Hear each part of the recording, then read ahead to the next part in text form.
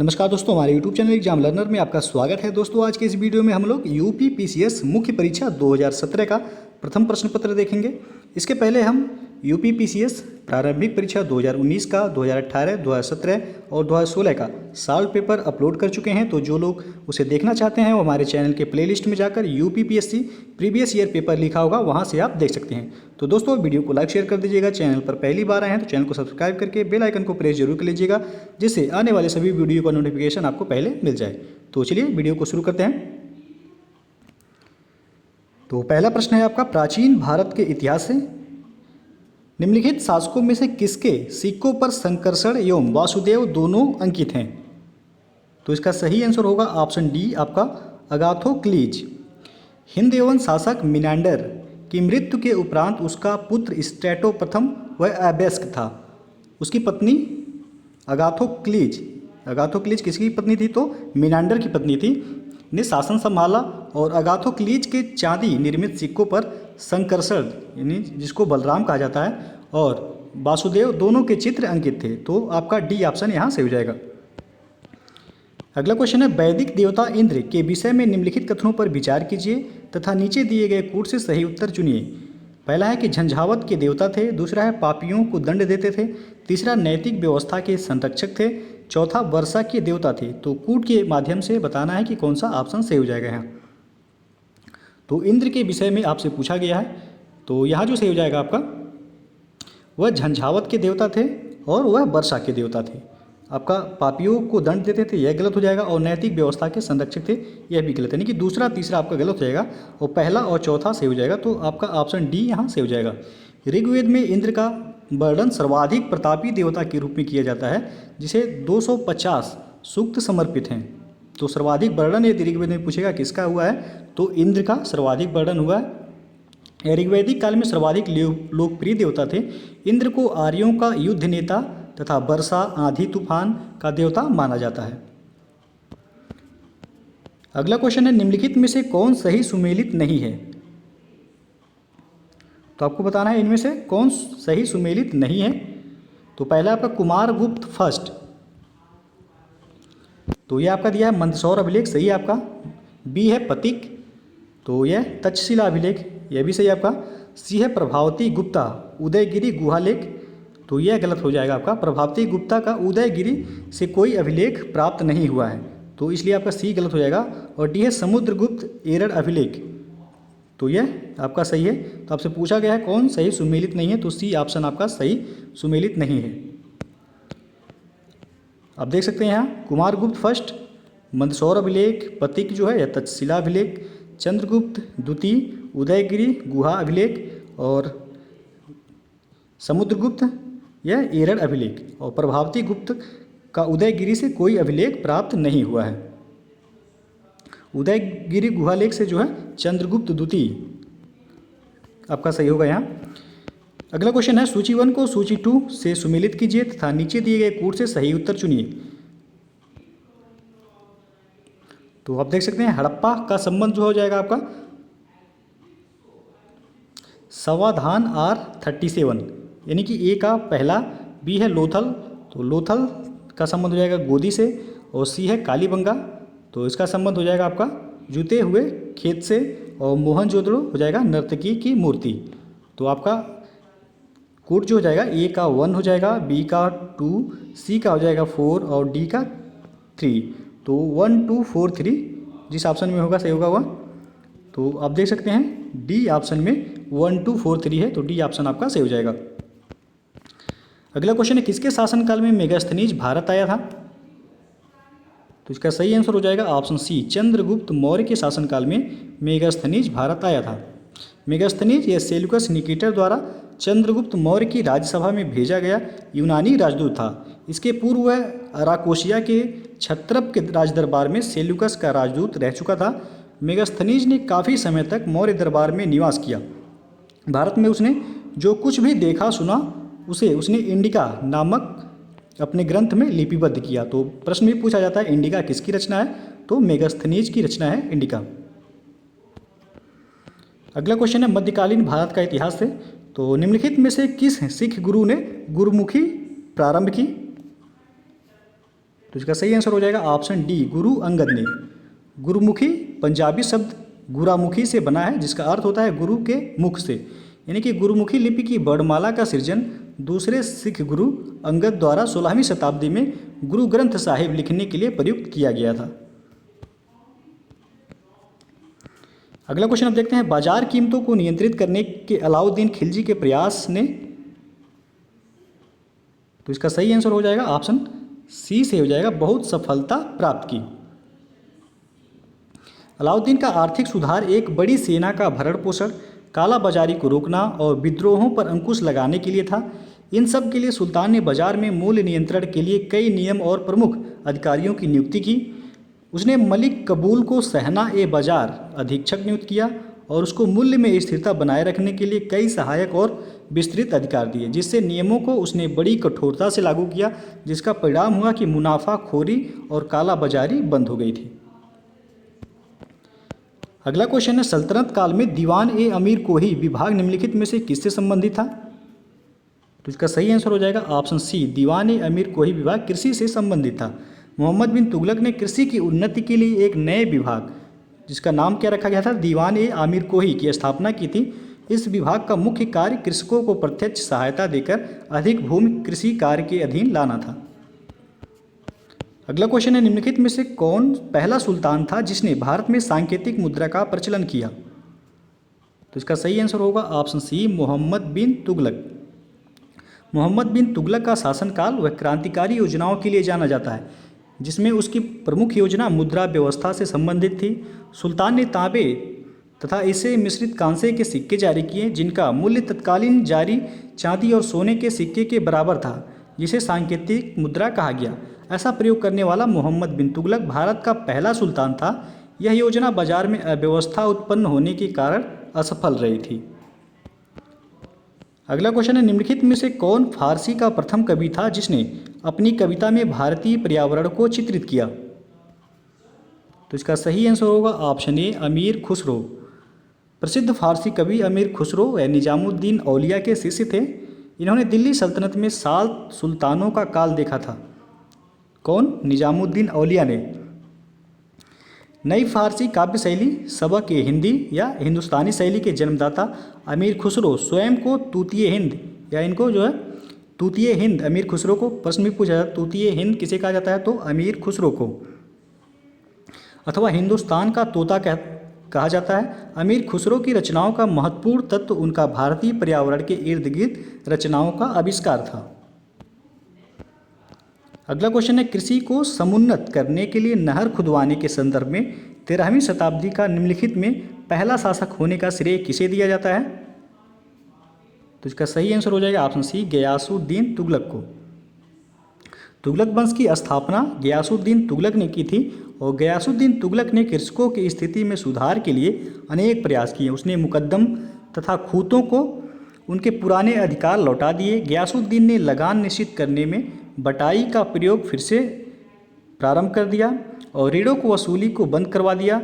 भू राजस्व की दर को 1/3 करके तथा सिंचाई के लिए उन्होंने नहरों का निर्माण करवाया। सिंचाई हेतु नहर निर्माण करवाने वाला गयासुद्दीन पहला शासक था। अगला क्वेश्चन है, निम्नलिखित ऐतिहासिक व्यक्तियों के नाम कालक्रमानुसार संयोजित कर नीचे दिए गए कूट से सही उत्तर चुनिए। पहला आपका नागभट्ट, द्वितीय, दूसरा है महिपाल, तीसरा महेंद्रपाल और चौथा है वत्सराज। तो कूट के माध्यम से आपको बताना है कि कौन सा ऑप्शन सही हो जाएगा यहाँ। तो चलिए देखते हैं, जो है पहला है आपका नागभट्ट द्वितीय। तो इसका शासनकाल जो रहा है वह 800 से लेके 835 ईस्वी तक रहा है। और दूसरा आपका महिपाल, तो महिपाल 912 से लेके 944 ईस्वी तक शासनकाल रहा है महिपाल का। उसके बाद आपका है महेंद्रपाल, तो महेंद्रपाल 885 से लेके 910 तक इसका शासनकाल रहा है। उसके बाद आपका है वत्सराज, तो वत्सराज का जो शासनकाल रहा है 775 से लेके 800 तक रहा है। तो आपको कालक्रम के अनुसार व्यवस्थित करना है। तो सबसे पहले आपका होगा वत्सराज 775 से 800, फिर जो है आपका हो जाएगा नागभट्ट, फिर जो है आपका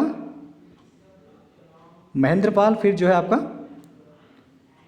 महिपाल। तो आप देख सकते हैं यानी कि ऑप्शन आपका जो सही हो जाएगा यहाँ 4132, यानी कि ऑप्शन बी सही हो जाएगा।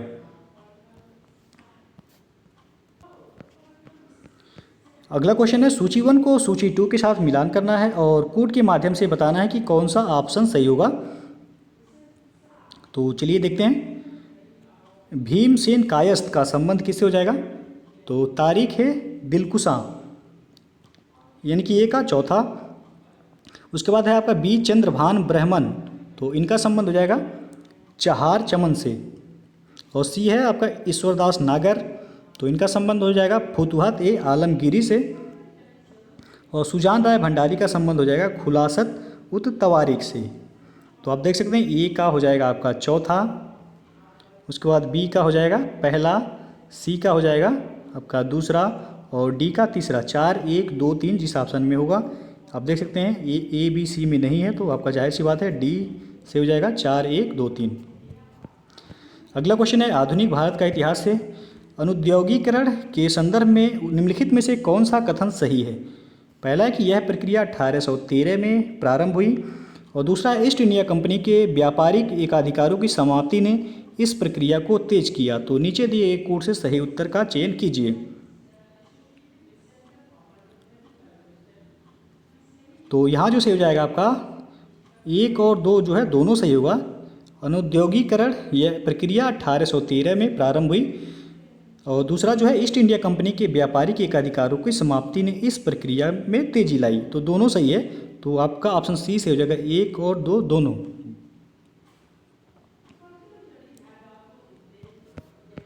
अगला प्रश्न है निम्नलिखित में से कौन सी घटना सबसे अंत में हुई? तो 4 ऑप्शन दिया गया है, आपको बताना है कौन सी घटना सबसे अंत में हुई। तो चलिए देखते हैं। आपका चौरी चौरा की घटना कब हुआ था? तो 5 फरवरी 1922 को हुआ था। और बी है आपका दांडी मार्च, तो यह 1930 में हुआ था। और सी है आपका गांधी इरविन समझौता, ये 5 मार्च 1931 को हुआ था। और डी है आपका सांप्रदायिक निर्णय या फिर कम्युनल अवार्ड जिसे कहा जाता है, तो यह 1932 में। तो सबसे लास्ट में आपका हो जाएगा ऑप्शन डी सही होगा, सांप्रदायिक निर्णय या फिर कम्युनल अवार्ड की घोषणा। अगला क्वेश्चन है सूची 1 को सूची 2 के साथ मिलान करना है और कोड के माध्यम से बताना है कि कौन सा ऑप्शन सही होगा।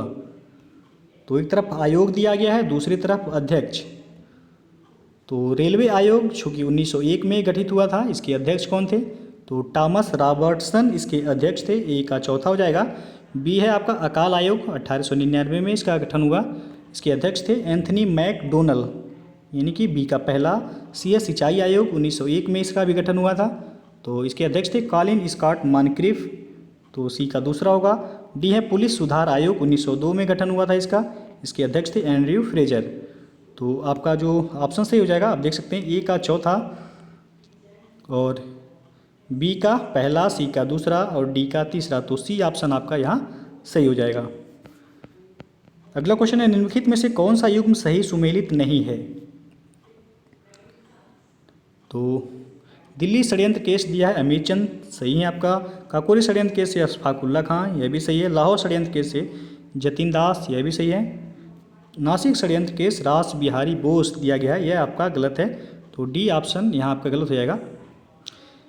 दिल्ली षड्यंत्र केस में जो है अमीरचंद्र, तो ये आपका जो है यहाँ सही हो जाएगा। उसके बाद अशफाकुल्ला खां जो है आपका काकोरी कांड जो कि 9 अगस्त 1925 को हुआ था। प्रश्न भी पूछा जाता है काकोरी कांड कब हुआ था, तो 9 अगस्त 1925 को। तो बी भी आपका सही है। सी है आपका लाहौर, तो यह जतिन दास लाहौर षड्यंत्र केस से जतिन दास संबंधित हैं।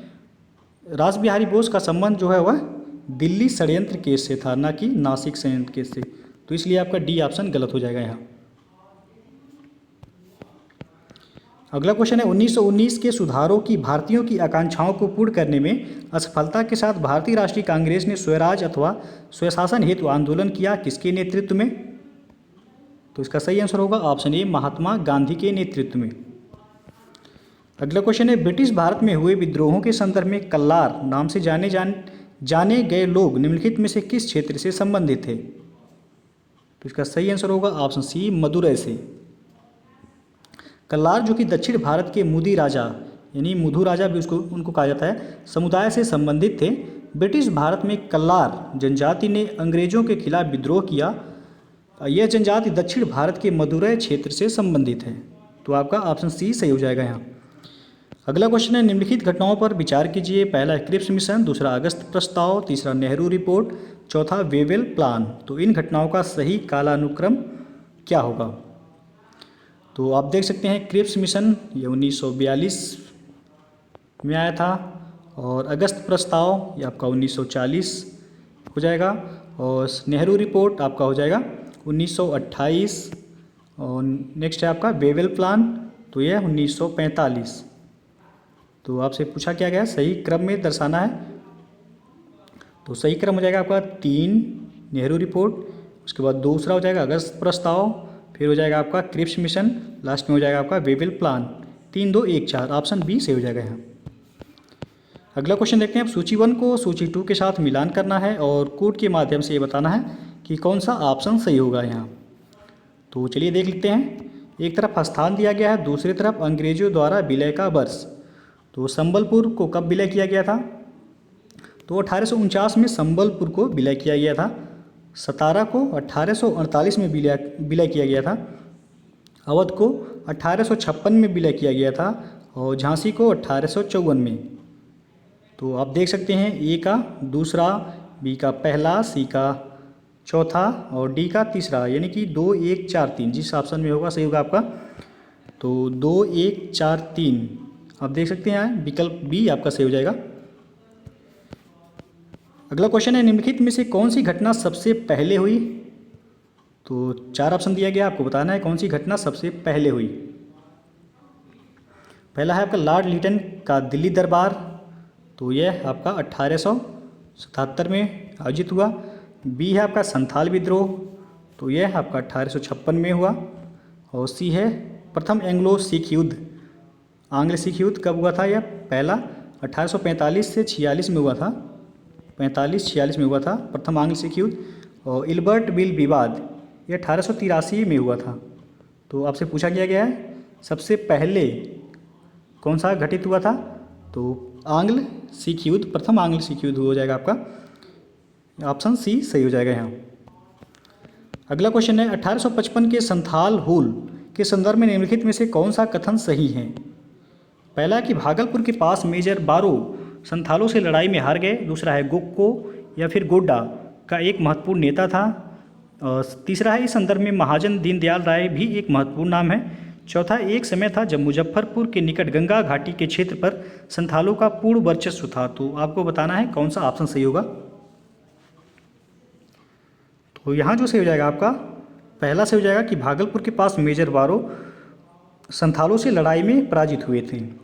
दूसरा जो है आपका गोक्को या फिर गोडा एक महत्वपूर्ण नेता था, तो यह भी सही हो जाएगा आपका। तीसरा जो है इस संदर्भ में महाजन दीनदयाल राय भी एक महत्वपूर्ण नाम है। 1, 2, 3 आपका सही हो जाएगा, चौथा यहाँ आपका गलत हो जाएगा। तो ऑप्शन सी सही हो जाएगा यहाँ। अगला क्वेश्चन है, निम्न में से कौन सा एक असहयोग आंदोलन को प्रारंभ करने का कारण नहीं था?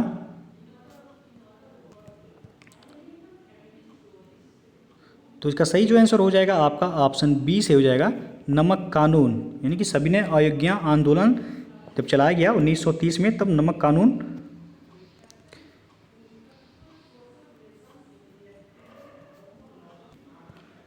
तोड़ा गया, जबकि जो है असहयोग आंदोलन जो हुआ था ये 1920 में ही हुआ था। तो इसलिए आपका ऑप्शन बी से हो जाएगा। अगला क्वेश्चन देखते हैं। सूची 1 को सूची 2 के साथ मिलान करना है और कोड के माध्यम से बताना है कि कौन सा ऑप्शन सही हुआ।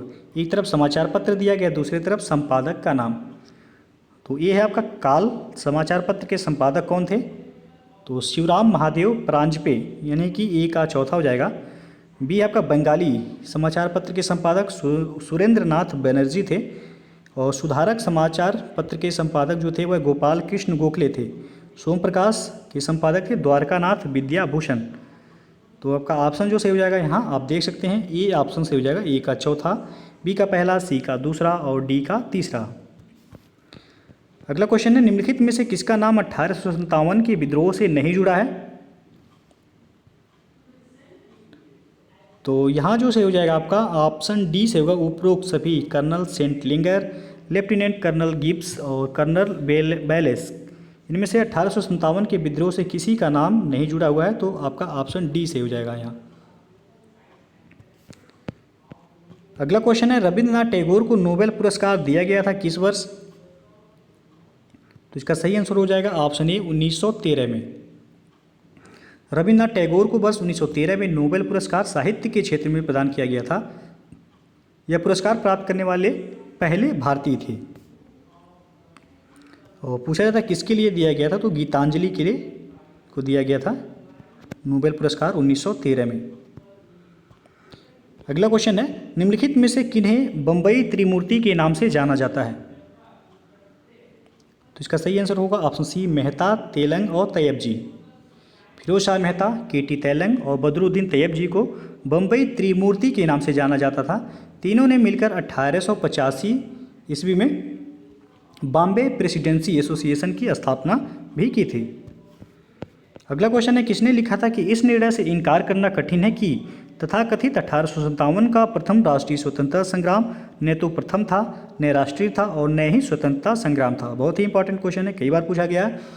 तो इसका सही आंसर हो जाएगा ऑप्शन ए, आर.सी. मजूमदार का यह कथन है। अगला क्वेश्चन है, निम्नलिखित में से किसने अपनी कृतियों द्वारा सन्यासी विद्रोह को ख्याति प्रदान की थी? तो इसका सही आंसर हो जाएगा आपका ऑप्शन बी से हो जाएगा, बंकिम चंद्र चटर्जी। बंकिम चंद्र चटर्जी ने अपने उपन्यास आनंद मठ में सन्यासी विद्रोह का उल्लेख किया है। बंगाल में अंग्रेजी राज्य के स्थापित होने से तथा उसके कारण नई अर्थव्यवस्था के स्थापित होने से जमींदार, कृषक तथा शिल्पी सभी नष्ट हो गए। 1770 ईस्वी में भीषण अकाल पड़ा। उसे तथा कंपनी की पदाधिकारियों की कठोरता को लोगों ने विदेशी राज्य की ही देन समझा और तीर्थ स्थानों पर आने जाने के विरुद्ध लगे प्रतिबंधों से सन्यासी लोग क्षुब्ध हुए और सन्यासियों ने जनता से मिलकर कंपनी की कोठियों तथा लोगों पर आक्रमण किए। वारेन हेस्टिंग्स एक लंबे अभियान के पश्चात ही इस विद्रोह को दबा पाने में सफल हुआ। अगला प्रश्न, निम्नलिखित में से किस एक कांग्रेसी नेता ने प्रथम अखिल भारतीय किसान सभा में भाग लिया था? तो इसका सही आंसर होगा ऑप्शन ए, जवाहरलाल नेहरू ने। अगला प्रश्न, सत्यार्थ प्रकाश किसके द्वारा लिखा गया है? तो इसका सही आंसर हो जाएगा ऑप्शन डी, स्वामी दयानंद सरस्वती द्वारा। अगला क्वेश्चन है, निम्नलिखित में से किस समाचार पत्र या पत्रिका से महात्मा गांधी संबंधित नहीं थे? तो इसका सही आंसर हो जाएगा ऑप्शन डी, युगांतर पत्रिका से महात्मा गांधी संबंधित नहीं थे। इंडियन ओपिनियन, यंग इंडिया और नवजीवन यह गांधी जी द्वारा संपादित पत्रिका है। युगांतर समाचार पत्र का संपादन वह भूपेंद्र नाथ दत्त तथा बारिंद्र कुमार घोष ने शुरू किया था। अगला प्रश्न है, निम्न में से किसे राम मोहन राय के धार्मिक या सामाजिक विचारों के विरोध में प्रारंभ किया गया? तो इसका सही आंसर होगा ऑप्शन बी, समाचार चंद्रिका। राम मोहन राय के धार्मिक या सामाजिक विचारों के विरोध में भवानी चरण बंदोपाध्याय ने 1822 यानी कि 1822 ईस्वी में समाचार चंद्रिका जो कि एक पत्रिका थी का प्रकाशन शुरू किया। इससे पूर्व वे संवाद कौमुदी के संपादक थे।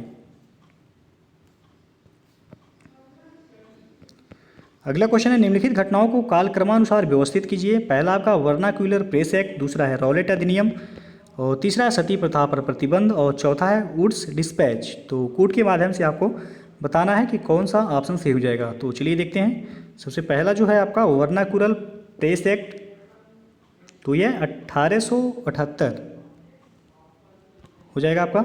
रॉलेट अधिनियम यह हो जाएगा आपका 1919। आगे देखते हैं, सती प्रथा पर प्रतिबंध कब लगा था? तो 1829 में लगा था विलियम बेंटिक के प्रयासों से। और वुड्स डिस्पैच यह था आपका 1854 में। तो सही कालानुक्रम जो हो जाएगा आपका, सबसे पहले हो जाएगा आपका 1829, 3, फिर जो है 1854 ये हो जाएगा वुड्स डिस्पैच। उसके बाद होगा आपका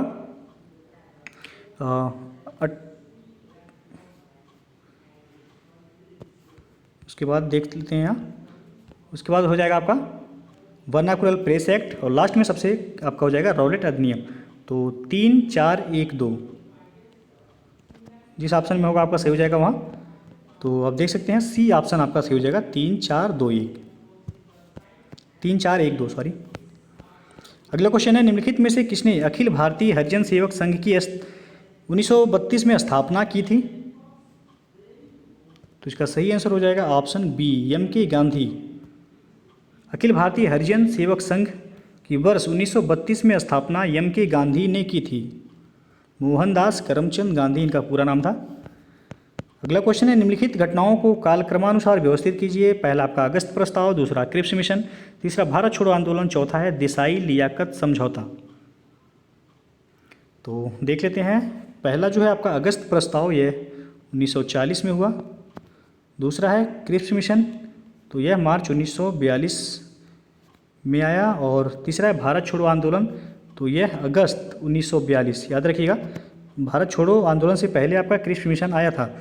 फिर आपका चौथा देसाई लियाकत समझौता, यह 1945 में हुआ था। तो क्रम से आप व्यवस्थित करेंगे तो आप देख सकते हैं क्रम से यहाँ लगा हुआ है आपका। अगस्त प्रस्ताव 1940 हो जाएगा आपका। फिर क्रिप्स मिशन यह मार्च 1942 में आया था। फिर उसके बाद क्रिप्स मिशन के बाद आपका भारत छोड़ो आंदोलन प्रारंभ किया गया अगस्त 1942 से। और लास्ट में आपका देसाई लियाकत समझौता 1945 में हुआ था। तो 1 2 3 4 यानी कि ऑप्शन ए से हो जाएगा। अगला क्वेश्चन है, निम्नलिखित में से कौन सही सुमेलित नहीं है?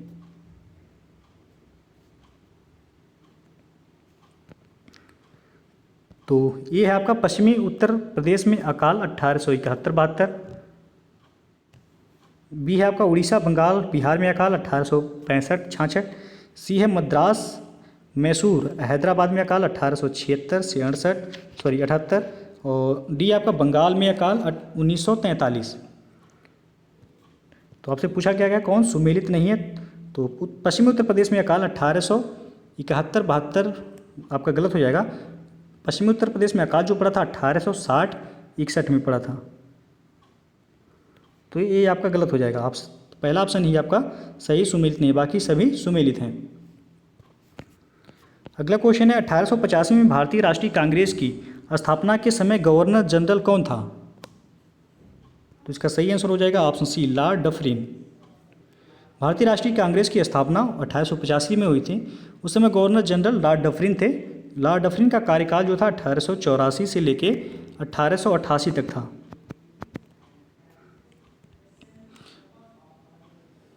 लॉर्ड डफरिन ने कांग्रेस का यह कहकर मजाक उड़ाया था कि यह सूक्ष्मदर्शी अल्पसंख्यकों की संस्था है। तो यह पूछा जाता है कि यह किसका कथन है कि सूक्ष्मदर्शी कांग्रेस जो है सूक्ष्मदर्शी अल्पसंख्यकों की संस्था है। तो लॉर्ड डफरिन ने यह कहा था। अगला क्वेश्चन है, निम्नलिखित में से कौन कांग्रेस के पूर्व चरण में स्थापित राजनैतिक संस्थाओं में से एक नहीं थी?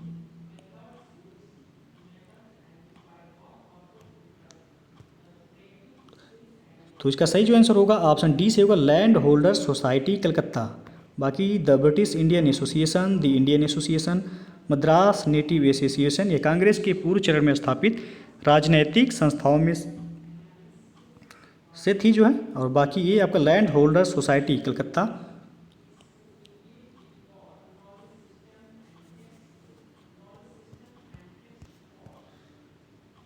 ये नहीं होगा। लैंड होल्डर सोसाइटी की जो स्थापना हुई थी 1938 में किया गया था। तो कांग्रेस की जो स्थापना हुई थी 1885 में हुई थी। तो इससे पूर्व का आपसे पूछा गया है। अगला क्वेश्चन है, कलकत्ता में एशियाटिक सोसाइटी ऑफ बंगाल की स्थापना 1784 में किसने की थी? तो इसका सही आंसर होगा ऑप्शन बी, विलियम जोन्स ने। एशियाटिक सोसाइटी ऑफ बंगाल की स्थापना 1784 में विलियम जोन्स द्वारा की गई थी। नेक्स्ट क्वेश्चन है, भारत का भूगोल से। तो नीचे दो कथन दिए गए हैं, एक को तथ्य ए और दूसरे को कारण आर कहा गया है। तथ्य ए है, गोंडवाना सेल समूह भारत का लगभग 95% कोयला प्रदान करता है। और कारण आर है कि अधिकांश लौह धात्विक और अलौह धात्विक खनिज धारवाड़ सेल समूह से संबंधित हैं। तो आपको बताना है कि कौन सा ऑप्शन सही होगा यहाँ। तो यहाँ जो सही हो जाएगा आपका बी ऑप्शन सही होगा। ए और आर दोनों सही है, किंतु आर ए की सही व्याख्या नहीं है। भारत में लगभग जो है 90% से अधिक कोयला गोंडवाना शैल समूह से प्राप्त होता है, तो ये इसलिए आपका सही हो जाएगा। और लौह धात्विक और अलौह धात्विक खनिज धारवाड़ शैल तंत्र में पाए जाते हैं, तो यह भी सही होगा आपका। तो अतः जो है यह कारण एवं तथ्य दोनों सही हैं, किंतु कारण व तथ्य की सही व्याख्या नहीं करता है, तो इसलिए बी ऑप्शन आपका सही हो जाएगा। अगला क्वेश्चन है सूची 1 को सूची 2 के साथ मिलान करना है और कोड के माध्यम से बताना है कि कौन सा ऑप्शन सही हो जाएगा। तो एक तरफ जो है आपका दिया गया हिल स्टेशन या चारागाह, और दूसरा तरफ जो है स्थिति दिया गया है किस राज्य में है। तो बन्नी चारागाह है आपका पहला है, तो यह कहाँ है, तो गुजरात में है बन्नी चारागाह। और बग्याल चारागाह कहाँ है, तो बुग्याल भी कहा जाता है या बग्याल, तो यह उत्तराखंड में है। खज्जियार कहाँ है, तो यह हिमाचल प्रदेश में है खज्जियार। और पहलगाम, तो यह आपका जम्मू कश्मीर में है पहलगाम। तो आप देख सकते हैं ए का तीसरा हो जाएगा, बी का हो जाएगा पहला, सी का चौथा और डी का दूसरा। 3 1 4 2 जिस ऑप्शन में होगा सही होगा। तो आप देख सकते हैं 3 1 4 2 ऑप्शन बी में है, तो बी ऑप्शन सही हो जाएगा आपका। अगला क्वेश्चन देखते हैं, भारत के निम्नलिखित पर्वत प्रणालियों में से कौन सबसे पुरानी है। तो इसका सही आंसर हो जाएगा ऑप्शन ए, भारत की सबसे पुरानी पर्वत श्रृंखला जो है अरावली है। अगला क्वेश्चन है, निम्नलिखित में से कौन सा शहर कर्क रेखा से सबसे निकट है, यानी कि सबसे नज़दीक है। तो इसका सही आंसर हो जाएगा ऑप्शन ए, जबलपुर।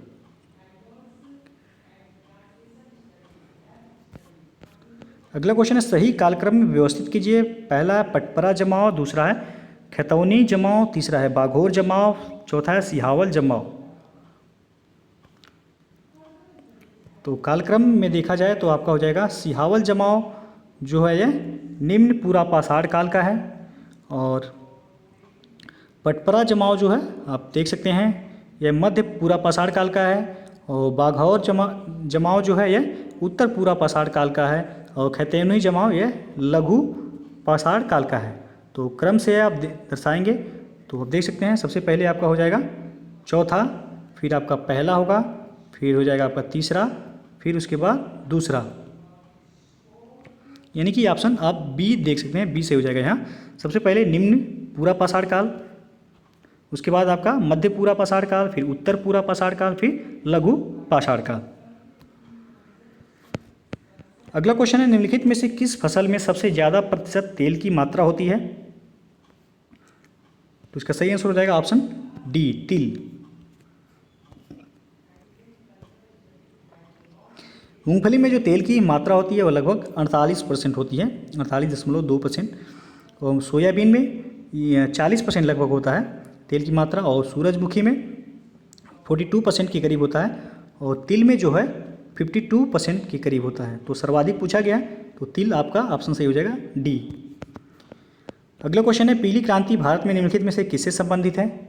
तो आप सभी लोगों को पता होगा तिलहन उत्पादन से है पीली क्रांति का संबंध। अगला क्वेश्चन है, लवण प्रभावित मृदाओं का सर्वाधिक क्षेत्रफल वाला राज्य कौन सा है। तो इसका सही आंसर होगा ऑप्शन सी, गुजरात। अगला क्वेश्चन है, शहतूत रेशम का अग्रणी उत्पादक भारतीय राज्य कौन सा है। तो इसका सही आंसर होगा option C, Karnataka. Next question है, निम्नलिखित में से कौन सी संस्था कृषि पदार्थों के निर्यात में सम्मिलित नहीं है। तो आप देख सकते हैं यहाँ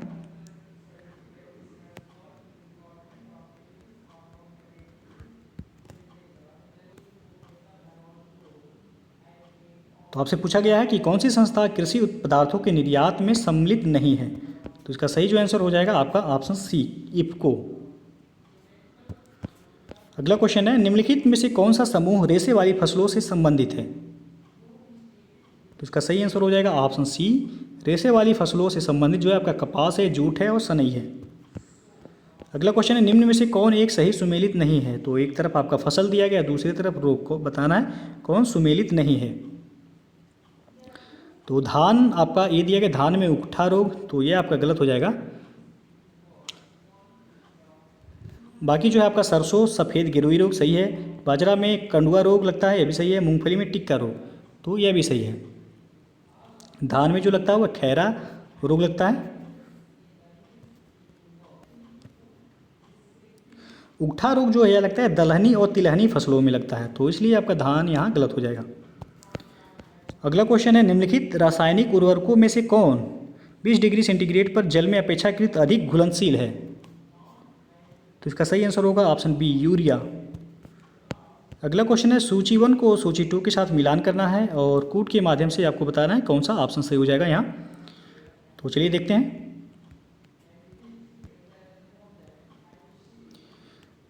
यदि आपका गद्दीस, तो गद्दी या फिर गद्दीस कहा जाता है इनको, तो ये हिमाचल प्रदेश की जनजाति हैं गद्दी।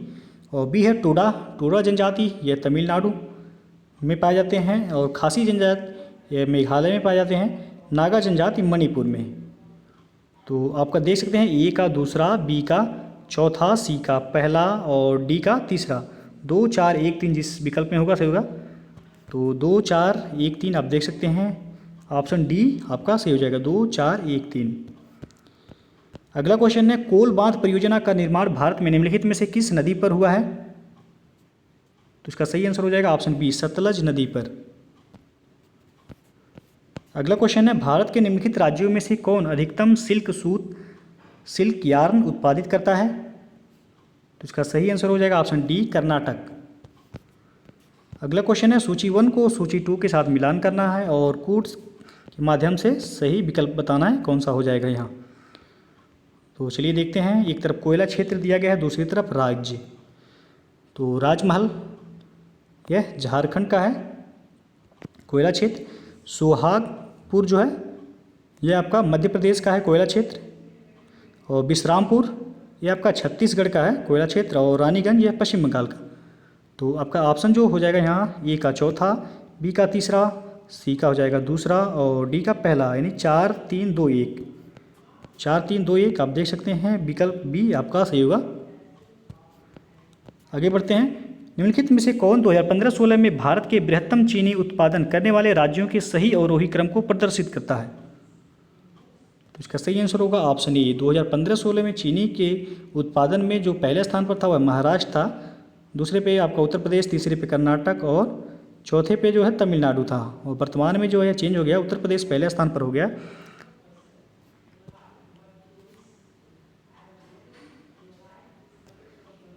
अगला क्वेश्चन है, पी सेन गुप्ता और जी सदायुक 1968 ने भारत को कितने लघु कृषि प्रदेशों में बांटा था? तो इसका सही आंसर होगा ऑप्शन सी, 60 कृषि प्रदेशों में बांटा था इन्होंने।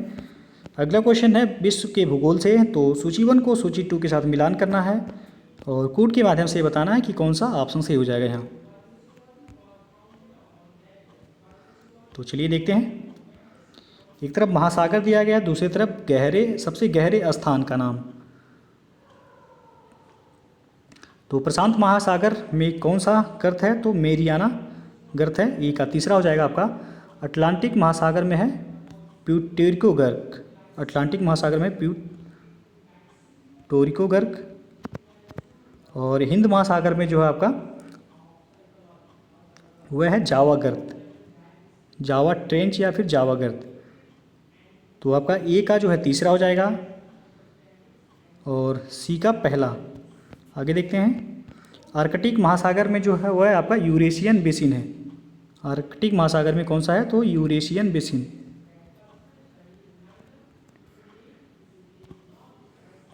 तो यहाँ जो सही हो जाएगा आपका विकल्प आप देख सकते हैं कि बी विकल्प आपका सही होगा। ए का तीसरा हो जाएगा, बी का चौथा, सी का पहला और डी का दूसरा। आगे देखते हैं। सूची 1 को सूची 2 के साथ मिलान करना है और कूट के माध्यम से आपको बताना है कि कौन सा ऑप्शन सही हो जाएगा यहाँ। तो एक तरफ खनिज दिया गया है, दूसरी तरफ देश। तो चलिए देखते हैं। चांदी के उत्पादन में जो है मैक्सिको का पहला स्थान है। अभ्रक उत्पादन में अग्रणी राज्य जो है वह भारत है।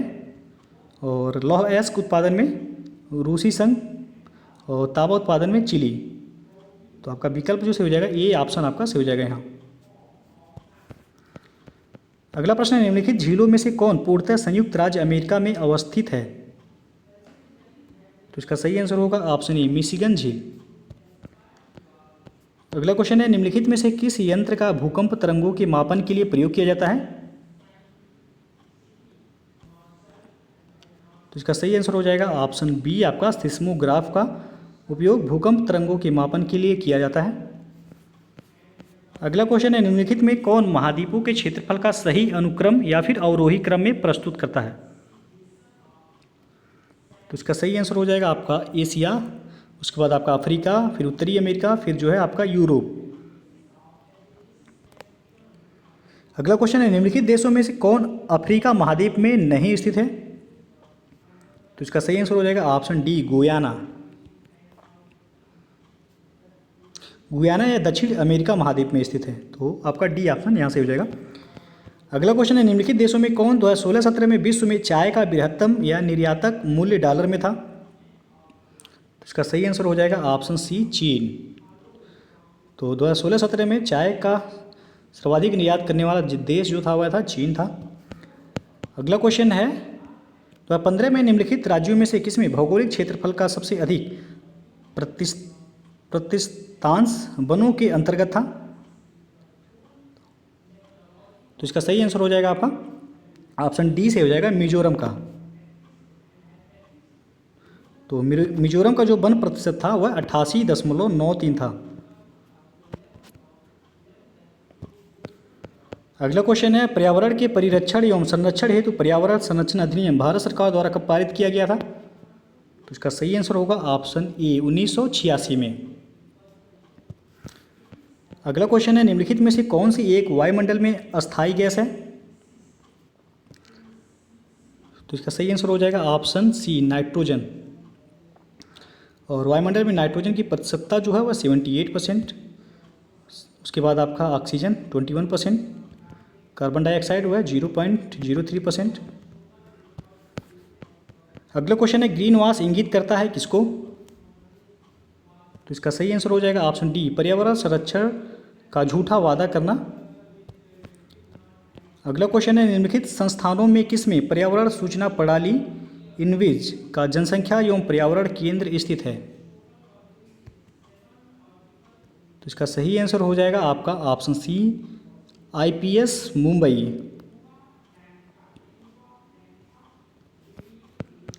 अगला क्वेश्चन है, जर्मन वॉच द्वारा प्रकाशित 2017 climate change performance index CCPI के अनुसार विश्व के 58 देशों में भारत का स्थान कितना है? तो इसका सही आंसर हो जाएगा ऑप्शन डी 20वां। अगला क्वेश्चन है, राष्ट्रीय पर्यावरण अभियांत्रिकी शोध संस्थान जिसको नीरी शॉर्ट फॉर्म में कहा जाता है कब और कहाँ स्थापित किया गया? तो इसका सही आंसर हो जाएगा ऑप्शन बी नीरी की स्थापना 1958 में नागपुर में की गई थी।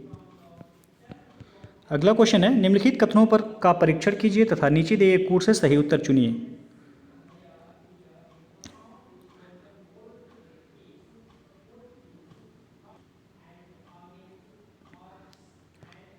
तो देख लेते हैं। तो पहला आपका, भारत में शिशु लिंगानुपात 0 से 6 वर्ष 2001 से 11 में घटा है, तो यह आपका जो है सही है। और हरियाणा का शिशु लिंगानुपात 2001 से 11 में बढ़ा है, यह सही है आपका। भारत का ग्रामीण लिंगानुपात नगरीय लिंगानुपात से अधिक है, तो यह भी सही है। और चौथा है आपका, भारत में पुरुष शिशु मृत्यु दर महिला शिशु मृत्यु दर से अधिक है, तो ये आपका गलत है। तो सी ऑप्शन आपका सही हो जाएगा, 1, 2, 3 आपका सही हो जाएगा।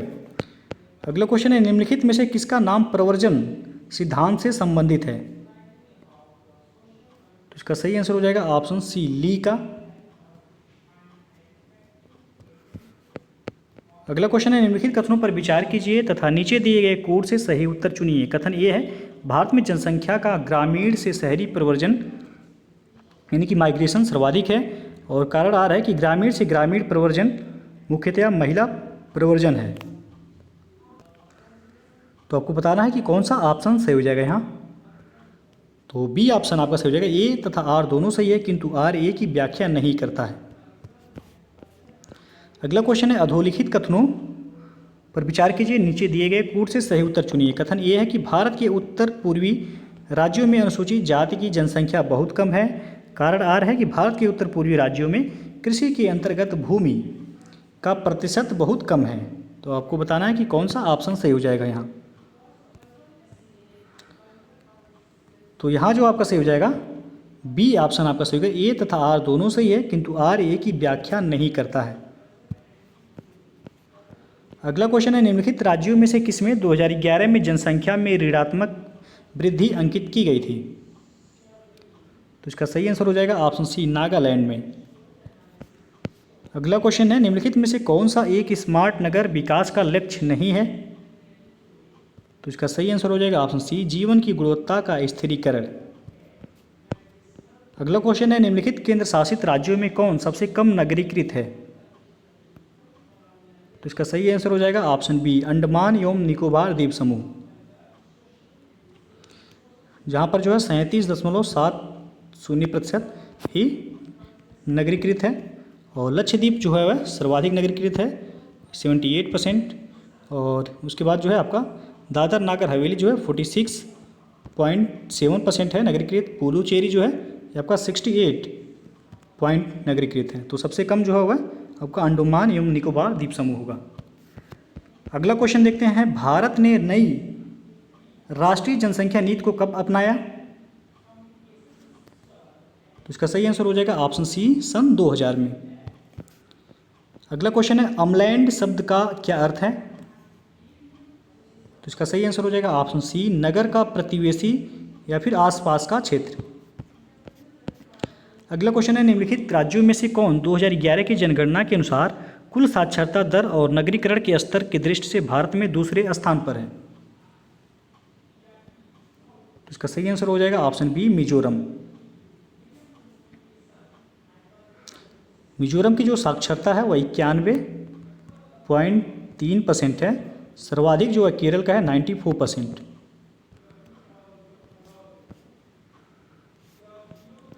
अगला क्वेश्चन है, निम्नलिखित राज्यों में किसमें नगरीकरण का स्तर प्रतिशत नगरीय जनसंख्या 2011 की जनगणना के अनुसार निम्नतम है? तो यह है आपका बिहार जो है, सी ऑप्शन से हो जाएगा। अगला क्वेश्चन है, अधोलिखित कथनों पर विचार कीजिए तथा नीचे दिए गए कूट से सही उत्तर चुनिए। कथन ये है, भारत एक नगरीय जनाधिक्य वाले देश का उदाहरण है। कारण आर है कि भारत के अधिकांश बड़े नगरों में पर्याप्त अवस्थापना का अभाव है। तो आपको बताना है कि कौन सा ऑप्शन सही हो जाएगा यहाँ।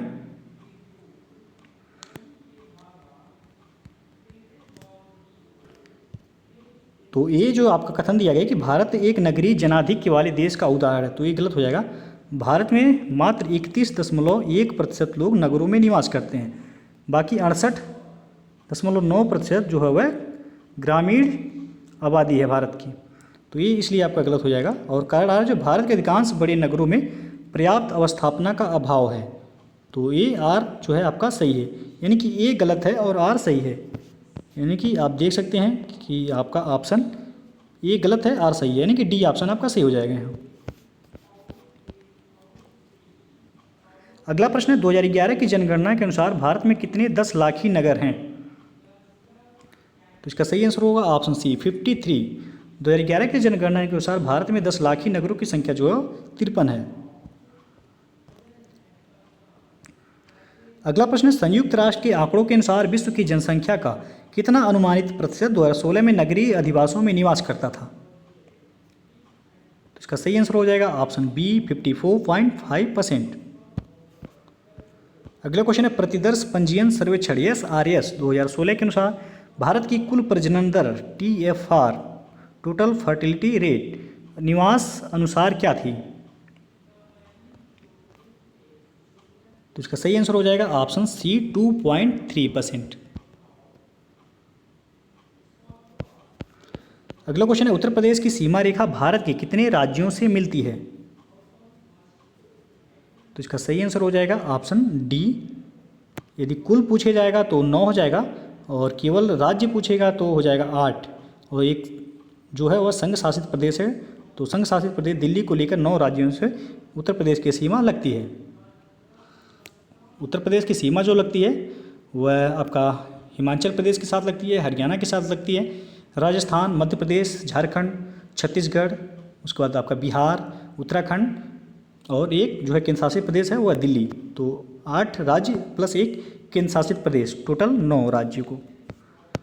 अगला क्वेश्चन है, भारत में नलकूप एवं कूप से सिंचित अधिकतम क्षेत्र वाला राज्य कौन सा है? तो यह है आपका उत्तर प्रदेश, ऑप्शन ए से हो जाएगा। अगला प्रश्न है, बीबी गिरी राष्ट्रीय श्रम संस्थान स्थित है कहाँ? तो इसका सही आंसर हो जाएगा ऑप्शन ए, नोएडा में। अगला क्वेश्चन है, सूची 1 को सूची 2 के साथ मिलान करना है और कूट के माध्यम से बताना है कि कौन सा ऑप्शन सही होगा। एक तरफ क्षेत्र दिया गया, दूसरी तरफ खनिज, तो आपको कूट के माध्यम से बताना है यहाँ कौन सा ऑप्शन सही हो जाएगा। तो चलिए देखते हैं। सोनभद्र, तो यह हो जाएगा, सोनभद्र में चूना पत्थर पाया जाता है। ये का चौथा। इलाहाबाद में आपका हो जाएगा सीसा बालू, और ललितपुर में हो जाएगा आपका तांबा, और मिर्ज़ापुर में नॉन प्लास्टिक फायर क्ले। यानी कि ए का चौथा, बी का हो जाएगा दूसरा, सी का पहला, डी का तीसरा। 4 2 1 3 जिस ऑप्शन में होगा सही होगा। तो 4 2 1 3 आप देख सकते हैं, ऑप्शन डी सही हो जाएगा। आगे देखते हैं, 31 दिसंबर 2017 को उत्तर प्रदेश में उच्च शिक्षा विभाग के अंतर्गत कितने राज्य विश्वविद्यालय हैं? तो इसका सही आंसर होगा ऑप्शन डी, 15 से अधिक। 31 दिसंबर 2017 को उत्तर प्रदेश में उच्च शिक्षा विभाग के अंतर्गत राज्य विश्वविद्यालय की जो संख्या है वह 15 से अधिक हैं।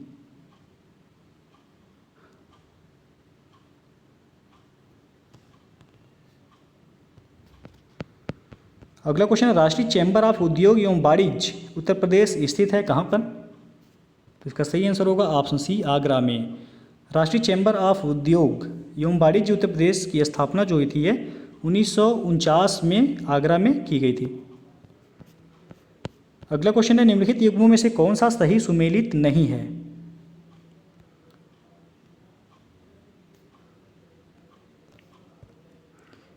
तो ये दिया आपका हारमोनियम वादक जो है वह श्री राम श्रीवास्तव हैं, सही है आपका। ब्रज क्षेत्र में रास नृत्य किया जाता है, यह भी सही है। और सी है आपका, मिर्ज़ापुर क्षेत्र में बिरहा, तो ये आपका गलत हो जाएगा। मिर्ज़ापुर क्षेत्र में जो है वह कजरी प्रसिद्ध है। कजरी एक वह लोकगीत है, वह प्रसिद्ध है। बिरहा जो है यह उत्तर पूर्वी उत्तर प्रदेश का जो है बिरहा है। और गायकी में जो है मुबारक अली खान जो है यह सही हो जाएगा। तो आपसे पूछा गया है कौन सुमेलित नहीं है, तो सी ऑप्शन आपका सुमेलित नहीं है। मिर्ज़ापुर में कजरी लोकगीत प्रसिद्ध है, ना कि बिरहा। बिरहा वह पूर्वी उत्तर प्रदेश में प्रसिद्ध है। अगला क्वेश्चन है, निम्नलिखित में से कौन एक उत्तर प्रदेश की मुख्य वाणिज्यिक फसल है? तो इसका सही आंसर हो जाएगा ऑप्शन बी, गन्ना। उत्तर प्रदेश की मुख्य वाणिज्यिक फसल कौन सा है? तो वह गन्ना है। अगला क्वेश्चन है, निम्नलिखित में से कौन एक उत्तर प्रदेश औद्योगिक विकास निगम की आगामी प्रमुख निवेश परियोजना नहीं है? तो इसका सही आंसर हो जाएगा option A, theme park Agra. अगला क्वेश्चन है, निम्नलिखित युग्मों में से कौन सा एक सही सुमेलित नहीं है? तो आप देख सकते हैं, ये दिया गया ताला उद्योग के लिए अलीगढ़ प्रसिद्ध है, कालीन उद्योग के लिए भदोही, ये भी सही है। चूड़ी उद्योग जो है आपका दिया गया है शाहजहाँपुर, गलत हो जाएगा। चूड़ी उद्योग के लिए आपका फिरोजाबाद प्रसिद्ध है। और चिकन उद्योग के लिए आपका लखनऊ प्रसिद्ध है, तो आपका सही हो जाएगा। आपसे पूछा गया कौन सुमेलित नहीं है, तो सी ऑप्शन आपका सुमेलित नहीं है। चूड़ी उद्योग के लिए फिरोजाबाद जिला प्रसिद्ध है। अगला क्वेश्चन है, उत्तर प्रदेश निम्नलिखित में से किन फसलों का देश में सबसे बड़ा उत्पादक है? तो उत्तर प्रदेश जो है वह गन्ना का सर्वाधिक उत्पादन करता है और आलू का। धान और मक्का में उत्तर प्रदेश अग्रणी नहीं है। धान में जो है पश्चिम बंगाल है आपका। तो आपका डी ऑप्शन से हो जाएगा 1 और 3, गन्ना, यानी गन्ना और आलू। अगला क्वेश्चन है, जनगणना 2011 के अनुसार सर्वाधिक औसत साक्षरता वाले निम्नलिखित 4 जिलों का सही अवरोही क्रम क्या है? तो इसका सही आंसर हो जाएगा ऑप्शन बी, औसत साक्षरता वाले सर्वाधिक जो है वो आपका गौतम बुद्ध नगर, फिर कानपुर नगर, औरैया, फिर इटावा। अगला क्वेश्चन है, उत्तर प्रदेश की संस्कृति का एक ऐतिहासिक पूर्वकाल है, इसमें निम्नलिखित में से कौन सम्मिलित है? पहला है बुद्ध, दूसरा राम, तीसरा है नवाब, चौथा है महाराज। तो इसका सही आंसर हो जाएगा ऑप्शन सी आपका सही हो जाएगा, 3, 4 और 1। पहले नवाब जो है, उसके बाद महाराज, फिर जो है बुद्ध।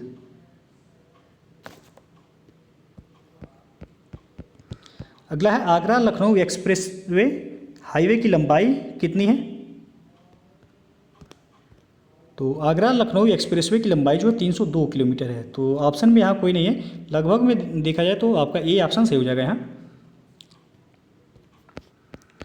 अगला क्वेश्चन है, उत्तर प्रदेश में कोयले के भंडार पाए जाते हैं? इसका सही आंसर होगा ऑप्शन बी, सिंगरौली क्षेत्र में, जो कि सोनभद्र में पड़ता है। अगला क्वेश्चन, 2011 की जनगणना के अनुसार उत्तर प्रदेश में पुरुष और महिला अनुपात कितना है? तो इसका सही आंसर हो जाएगा आपका ऑप्शन सी, 912 महिलाएं 1000 पुरुषों पर। अगला क्वेश्चन है, पश्चिमी उत्तर प्रदेश में निम्नलिखित में से कौन सा एक ऐसा समुदाय है जिसमें खाप पंचायत व्यवस्था एक परंपरागत सामाजिक संगठन के रूप में पाई जाती है? तो इसका सही आंसर हो जाएगा ऑप्शन सी, जाट। अगला क्वेश्चन है, उत्तर प्रदेश में सिंगल विंडो क्लियरेंस विभाग के संबंध में निम्नलिखित पर विचार कीजिए, दिए गए कोर्स से सही उत्तर चुनिए। पहला है औद्योगिक सेवाएं, दूसरा है औद्योगिक स्वीकृति, तीसरा है औद्योगिक अनुमोदन, चौथा है औद्योगिक ठोस अपशिष्ट प्रबंधन। तो इसका सही जो आंसर हो जाएगा आपका पहला से हो जाएगा, दूसरा और तीसरा, यानी कि 1 2 3 आपका सी ऑप्शन से हो जाएगा यहाँ। अगला क्वेश्चन है, डीजल लोकोमोटिव वर्क्स वाराणसी अब बनाता या प्रदान करता है क्या?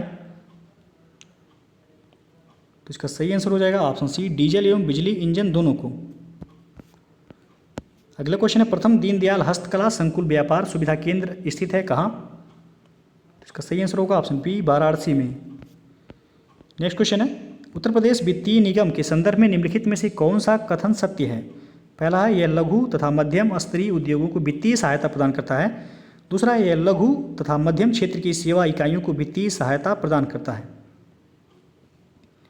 तो इसका सही आंसर होगा आपका पहला आपका सही हो जाएगा, यह लघु तथा मध्यम स्तरीय उद्योगों को वित्तीय सहायता प्रदान करता है उत्तर प्रदेश वित्तीय निगम। तो पहला आपका सही हो जाएगा, केवल एक। अगला क्वेश्चन है, उत्तर प्रदेश के निम्नलिखित में से किस जनपद में अगरिया जनजाति निवास करती है? तो इसका सही आंसर हो जाएगा ऑप्शन डी, सोनभद्र जनपद में अगरिया जनजाति निवास करती है। अगला क्वेश्चन है, किस्सा राधा कन्हैया के लेखक कौन है? तो इसका सही आंसर हो जाएगा ऑप्शन बी, नवाब वाजिद अली शाह। अगला क्वेश्चन है, वुमेन पावर लाइन 1090 योजना प्रारंभ हुई थी किस तिथि को? तो इसका सही आंसर हो जाएगा ऑप्शन बी, 15 नवंबर 2012 को वुमेन पावर लाइन 1090 की शुरुआत की गई थी।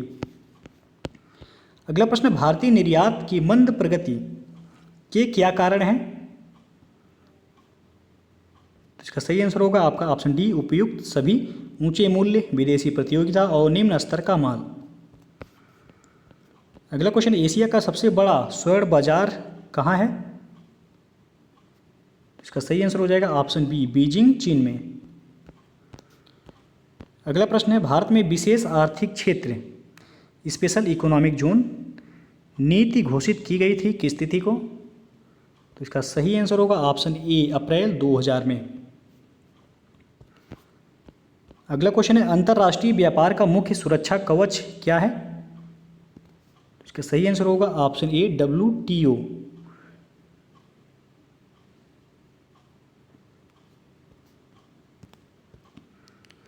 WTO की स्थापना जो हुई थी 1995 में, 1995 में की गई थी। अगला क्वेश्चन जो है, आंतरिक व्यापार संबंधित है किससे? तो इसका सही आंसर हो जाएगा ऑप्शन डी, शेयर बाजार से। अगला प्रश्न है, गैट का गोल राउंड अधिवेशन सामान्यतः प्रतिवर्ष होता है कहाँ पर? तो इसका सही आंसर हो जाएगा ऑप्शन डी, जिनेवा में।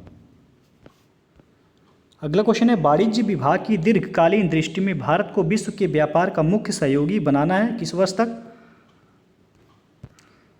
तो इसका सही आंसर हो जाएगा ऑप्शन सी, वर्ष 2020 तक। नेक्स्ट है आपका, भारत में जिंसों यानी कि कमोडिटीज के निर्यात की श्रेणी है?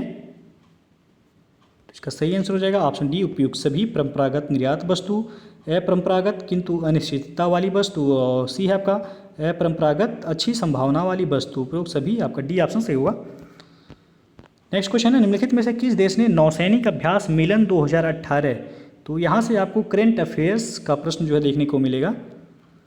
तो मिलन 2018 में भाग लेने के लिए भारत के आमंत्रण को ठुकरा दिया था किसने? तो इसका सही आंसर हो जाएगा ऑप्शन सी, मालदीव ने। और हाल ही में जो है मिलन 2020 यानी कि मिलन 2020 का जो आयोजन किया गया था वह विशाखापत्तनम जो कि आंध्र प्रदेश में संपन्न हुआ।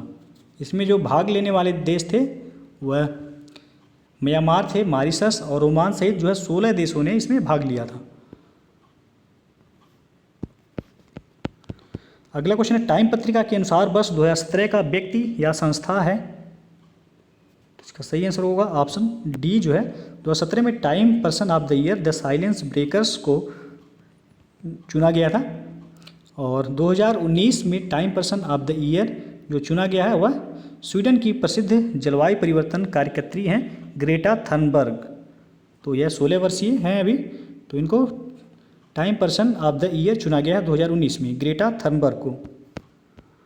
अगला क्वेश्चन है, अंतर्राष्ट्रीय न्यायालय दी हेग नीदरलैंड में दूसरी बार न्यायाधीश बनने वाले भारतीय कौन हैं? इसका सही आंसर हो जाएगा ऑप्शन बी, दलवीर भंडारी। अगला क्वेश्चन है, 20 फरवरी 2018 को अकेले MiG-21 बाइसन उड़ाने वाली प्रथम भारतीय महिला कौन बनी है? तो इसका सही आंसर होगा ऑप्शन ई, अवनी चतुर्वेदी।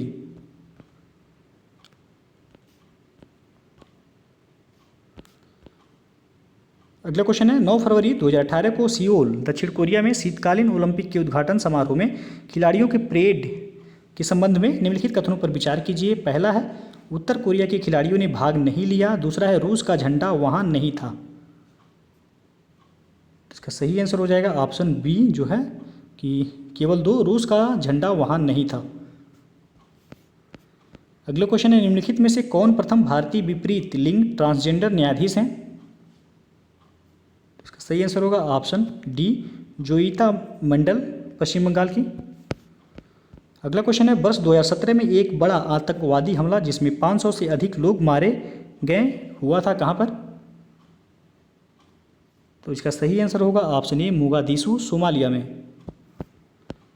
अगला प्रश्न है, 31 मार्च 2018 को भारत का सबसे तेज सुपर कंप्यूटर निम्नलिखित में से कौन है? तो इसका सही आंसर होगा ऑप्शन सी, प्रत्यूष।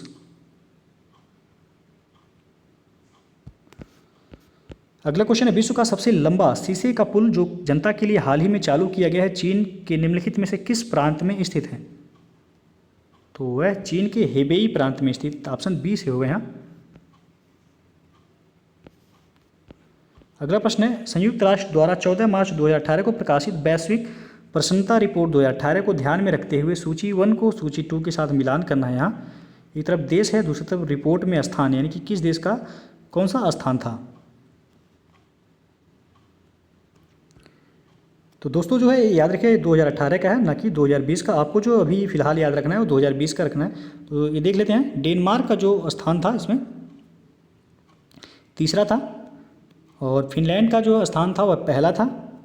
नॉर्वे का स्थान जो था 2018 में वह दूसरा था, और आयरलैंड का चौथा था। और 2020 में देखा जाए कि विश्व प्रसन्नता रिपोर्ट में जो भारत का स्थान रैंक है वह 144वां है, और पहले टॉपर कौन रहा है? तो फिनलैंड पहले स्थान पर रहा है। अगला क्वेश्चन है, ट्राई के अनुसार 31 दिसंबर 2017 को निम्नलिखित में से किस दूरसंचार प्रदाता की बाजार हिस्सेदारी प्रतिशत में अधिकतम थी? तो वह था एयरटेल का, ऑप्शन बी से हो जाएगा। अगला प्रश्न है, ब्लूमबर्ग फोर्ब्स के अनुसार 2017 में अधिकतम परिसंपत्ति अर्जित करने वाला भारतीय खरबपति कौन है? सही आंसर हो जाएगा ऑप्शन सी, मुकेश अंबानी।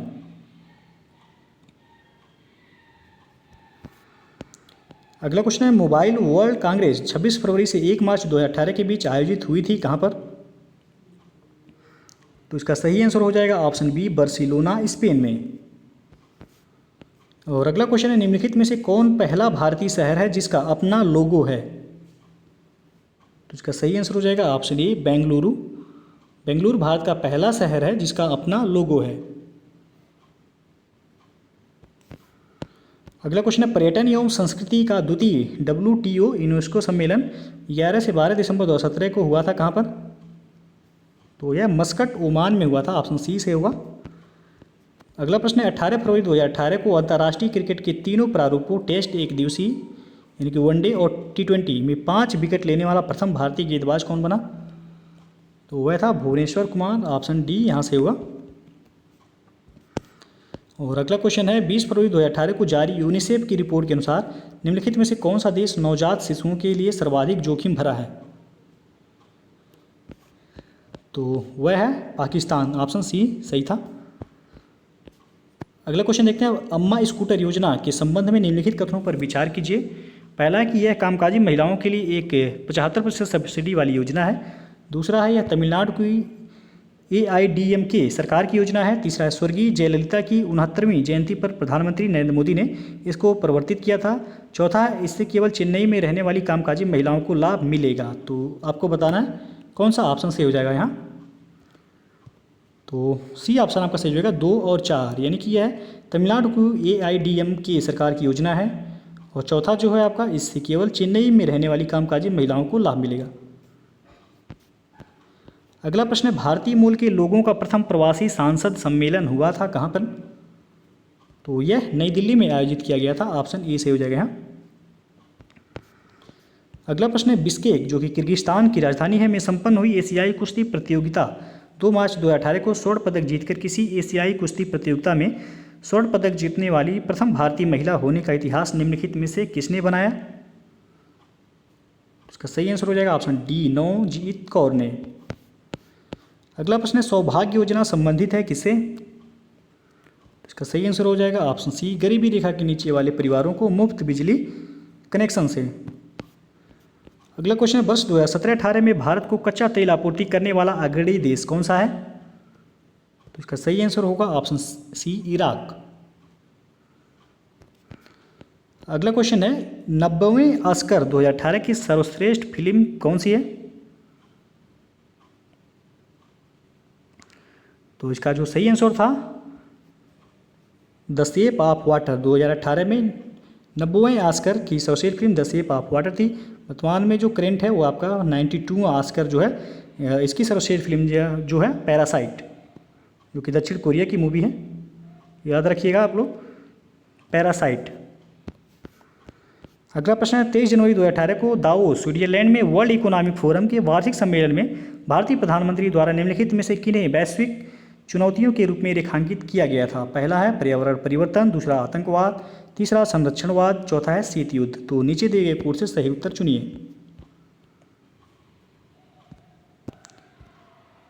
तो यहाँ जो सही हो जाएगा आपका ऑप्शन ए 1, 2, 3 आपका सही हो जाएगा, यानी कि पर्यावरण परिवर्तन, आतंकवाद और संरक्षणवाद। अगला क्वेश्चन है मिस वर्ल्ड का खिताब जीतने वाली भारतीय महिलाएं हैं मानुषी छिल्लर, ऐश्वर्या राय, प्रियंका चोपड़ा, डायना हेडेन। तो इनकी जीत का सही कालक्रम यानी किस वर्ष इन्होंने खिताब जीता था, आपको क्रम के अनुसार दर्शाना है। तो चलिए देखते हैं मानुषी छिल्लर, यह 2017 में मिस वर्ल्ड का खिताब इन्होंने जीता है। दूसरे पे हैं ऐश्वर्या राय। तो ऐश्वर्या राय जो है 1994 में मिस वर्ल्ड का खिताब इन्होंने जीता था।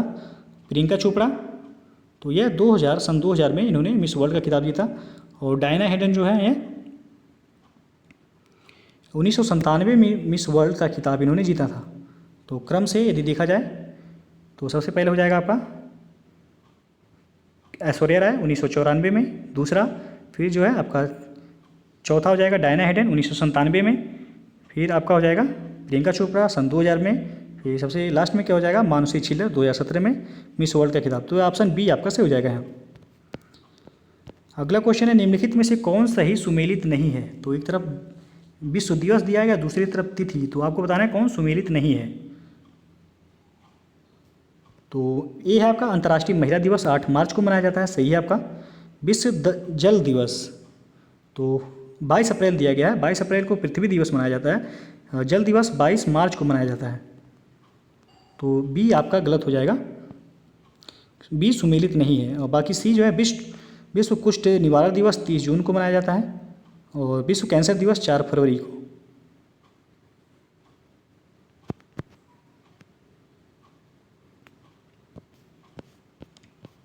अगला प्रश्न राष्ट्रीय ग्रामीण स्वास्थ्य मिशन NRHM के अंतर्गत ग्राम स्तर के स्वास्थ्य कार्यकर्ता को क्या कहते हैं? तो इसका सही आंसर हो जाएगा ऑप्शन बी, ग्राम स्तर के स्वास्थ्य कार्यकर्ता को आशा कहा जाता है। अगला प्रश्न है, निम्नलिखित में से किस समिति ने त्रिस्तरीय पंचायती राज प्रणाली की संस्तुति की थी? तो इसका सही आंसर हो जाएगा ऑप्शन ए, बलवंत राय मेहता समिति ने।